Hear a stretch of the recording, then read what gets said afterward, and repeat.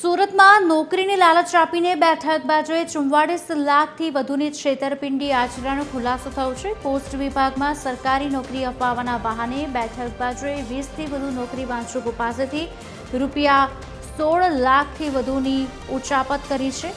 જો કે પોલીસે ધરપકડ કરી છે તે સમગ્ર અંગે વધુ તપાસ શરૂ કરી છે। પોલીસે લોકોને આવી ઠગાઈથી સાવચેત રહેવા અપીલ પણ કરી છે। વિશ્વાસ અપાવવા માટે તેઓ ઉગત સેવા સહકારી મંડળીનો જે બલ્ક મેસેન્જરનું સોફ્ટવેર છે તેનો એનીડેક્સથી ઉપયોગ કરી અને બ્રિજ જે આરોપી છે બી ઇલેક્ટ્રોનિક થયેલો તે પોતે પોતાના લેપટોપથી એનીડેક્સથી તેનો એક્સેસ મેળવી અને બલ્કમાં મેસેજ કરતો અને એમાં લખતો કે ગુજ પોસ્ટમાં આપની નોકરી આપનો ઓર્ડર થઈ ગયેલ છે વગેરે અલગ અલગ સમયે વિશ્વાસ અપાવવા માટે મેસેજ સેન્ડ કરતો।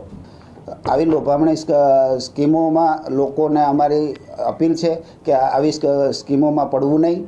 જો તમે કોઈ ઓનલાઈન એપ્લિકેશનના મારફતે નોકરી શોધી રહ્યા હોય તો ચેતજો, કારણ કે સુરતમાં એક એવો કિસ્સો સામે આવ્યો છે જેમાં ક્યાંય ને ક્યાંય પોસ્ટ વિભાગમાં જે ઓનલાઈન એપ્લિકેશન મારફતે નોકરી મેળવવી લોકોને ભારે પડી છે। આ બંને ઈસમો જે ઊભા છે તે બંને ઠગબાજો છે। આ બંનેએ નકલી વેબસાઇટ બનાવી અને છેતરપિંડી આચરી છે। 20થી વધુ જે નોકરી ઈચ્છુકો છે તેમની પાસેથી 16.90 લાખ રૂપિયા પડાવી લીધા છે।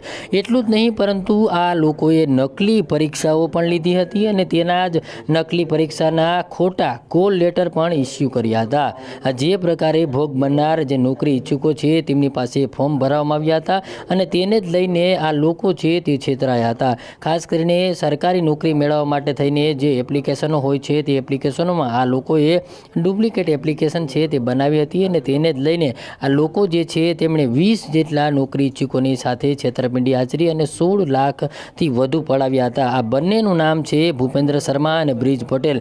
બંને જે પ્રકારે અલગ અલગ જે લોકો છે તેમનો સંપર્ક કર્યો હતો અને અલગ અલગ લોકોનો સંપર્ક કરી અને વાતોમાં ભોળવી અને નોકરીની લાલચ આપી અને છેતરપિંડી આચરી હતી। હાલ અઠવા અલાયન્સ પોલીસ છે કે તેમણે આ બંને આરોપી જે છે ભૂપેન્દ્ર શર્મા અને બ્રિજ પટેલ બંનેની ધરપકડ કરી લીધી છે અને બંનેની પૂછપરછ છે તે હાથ ધરી છે, કારણ કે આ બંને જે છે તે આ પ્રકારે નોકરી ઈચ્છુકોની સાથે ડુપ્લિકેટ એપ્લિકેશનો બનાવી અને તેમને ખોટા કોલ લેટર મોકલી અને તેમની સાથે છેતરપિંડી આચરી હતી। હાલ અઠવા પોલીસે આ બંનેની ધરપકડ કરી અને કાયદેસરની કાર્યવાહી હાથ ધરી છે।